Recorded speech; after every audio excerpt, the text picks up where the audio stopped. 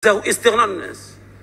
Maksudnya seorang mukmin demikian, nggak mengharap, karena dia mengharap kepada Allah. Allah memerintahkan kepada kita semuanya apa? Was'alullaha min fadli. Was'alullaha min fadli. Hendaklah kalian minta karunia kepada Allah. Jangan iri pada manusia, jangan dengki pada manusia, jangan minta-minta pada manusia, minta kepada Allah. Minta pada Allah. Bahkan Nabi mengajarkan kepada Ibnu Abbas radhiyallahu.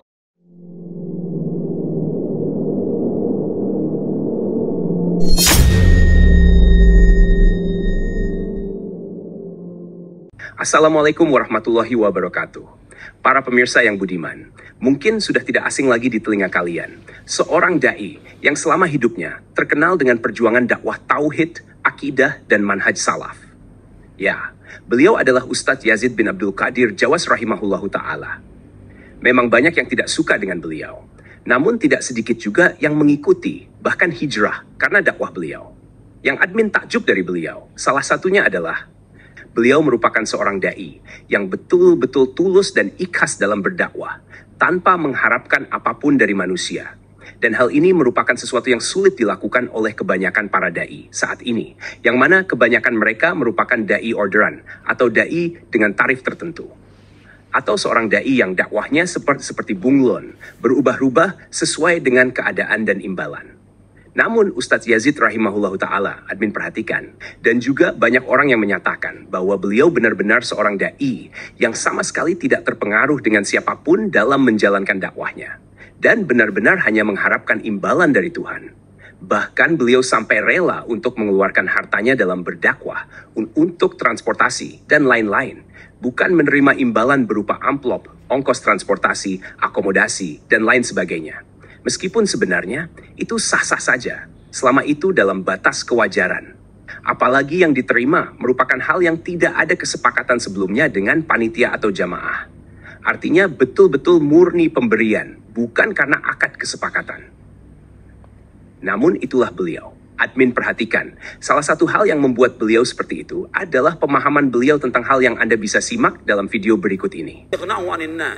Ketahuilah bahwa kemuliaan seorang mukmin dengan dia bangun di tengah malam, dia bangun tahajud, dia berdoa kepada Allah, dia minta kepada Allah, dia bertaubat kepada Allah semua dosanya, mulia dia, dan dia merasa cukup dari manusia, tidak minta-minta pada manusia.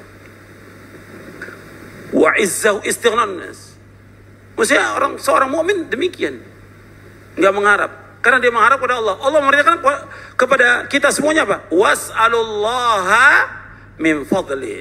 Was'alullaha min fadli. Hendaklah kalian minta karunia kepada Allah. Jangan iri pada manusia, jangan dengki pada manusia, jangan minta-minta pada manusia, minta kepada Allah. Minta pada Allah.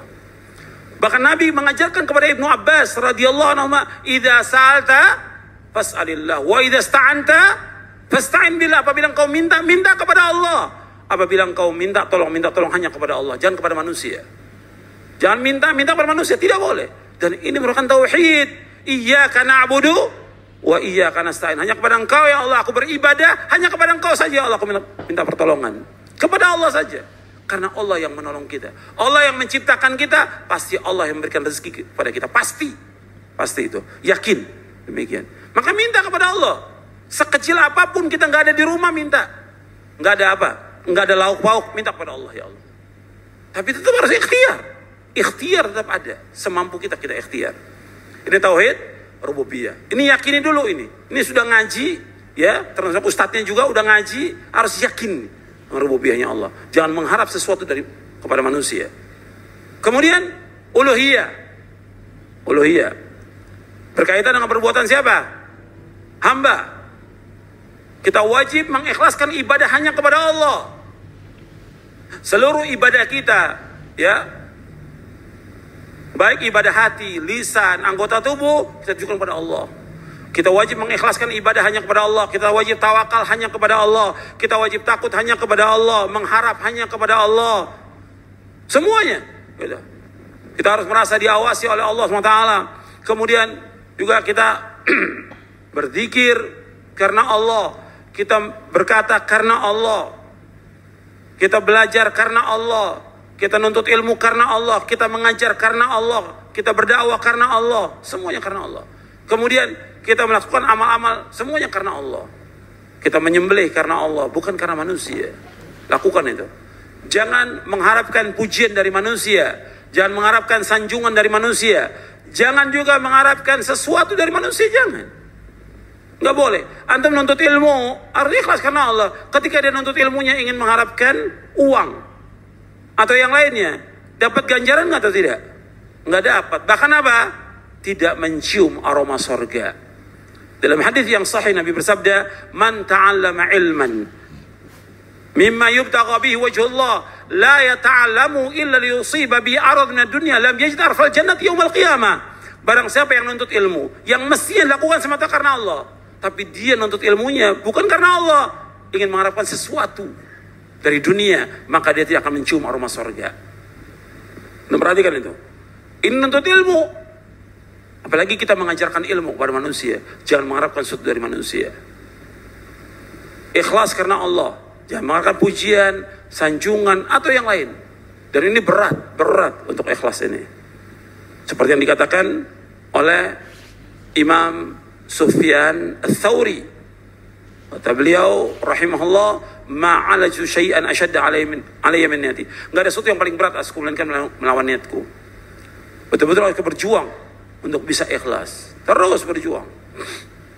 Kemudian kita wajib juga mengimani tentang nama-nama Allah dan sifatnya. Kita wajib menetapkan semua nama dan semua sifat Allah.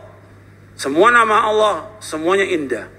Semua sifat Allah semuanya tinggi. Kita wajib menetapkan semuanya, nggak boleh kita mengingkarinya, nggak boleh kita mentakwilnya, tidak boleh kita menyamakan dengan makhluknya, dan tidak boleh kita menanyakan tentang bagaimana sifat Allah, karena nggak ada yang tahu tentang sifat Allah.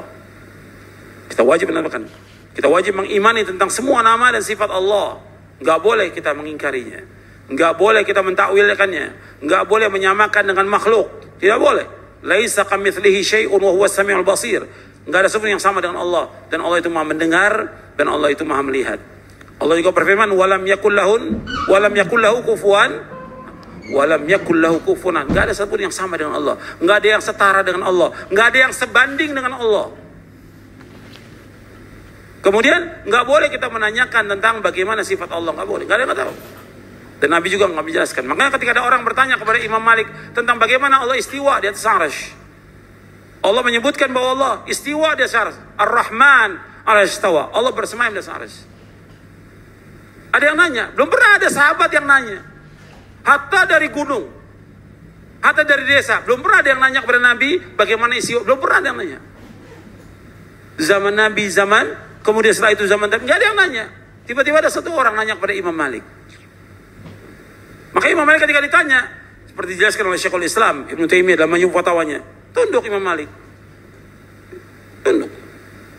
Karena belum ada orang pernah bertanya tentang bagaimana istiwanya Allah sampai keluar keringat. Dijelaskan oleh Syekhul Islam sampai keluar keringat. Sudah lama baru Imam Malik menjawab, al-istiwa'u ma'lumun wal kaif majhulun wal imanu bihi wajib was su'alu anhu bid'ah. Kata beliau, al-istiwa ma'lum, istiwa sudah diketahui. Wal kaif majhul, tentang bagaimana Allah istiwa, enggak ada yang tahu. Wal imanu bi wajib, mengimani wajib. Was su'alu anhu bid'ah, menanyakan tentang itu lebih bid'ah.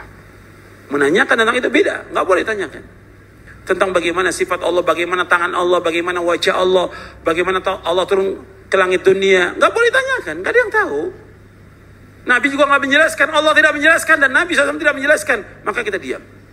Kita diam sebagaimana ulama diam. Kalau kita ingin selamat, kita diam sebagaimana ulama diam. Sebagaimana ulama salaf menahan diri, kita menahan diri. Kita katakan sebagaimana yang mereka katakan, dan kita menahan diri sebagaimana yang mereka tahan diri. Kemudian kita wajib